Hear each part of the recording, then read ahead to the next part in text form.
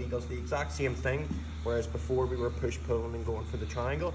Now all I'm going to do is I keep my grip on his arm, my second foot goes here, and I'm sort of pulling him towards me still, but all I'm going to do is fall and I lock my feet as close to the back of his head as I can.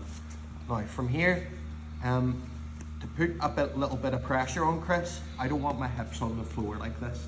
So I want to put the blades of my shoulders on the mat and I lift my hips up now. Now if Chris tries to take his arms out, it's going to be really hard. And I've got all the time in the world I need. I can just pick an arm.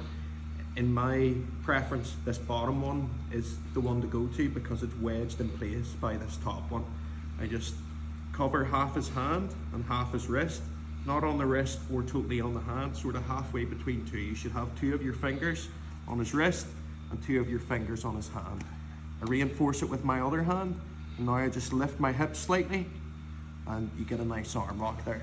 So, we're here. He's framed on the hip.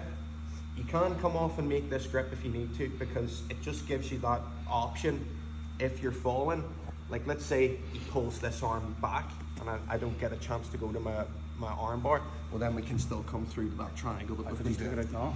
Okay, so when we get to here, I'll go here, and now when I pull him this time, I'm not going to pull the arms to go to triangle. I just pull them both towards me, and now I just cross my feet directly behind his head, as high up as I can get. Now from here, if I keep my hips on the mat, Chris, take your arm out.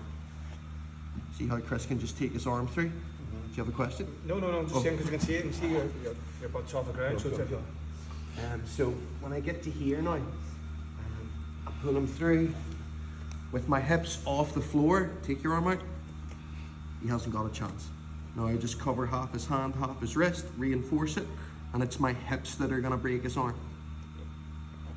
Are you locking your thighs and then like where his armpits are there? Just basically Sort of, doing a thrust motion. Yeah, just over the top. It's very, very similar to how you'd lock a closed guard, only it's right up at the top of the lever. Because the problem, you think about a closed guard's this position here, but the problem is I'm down right at the end of the lever, so it's hard for me to, keep Chris's posture broke.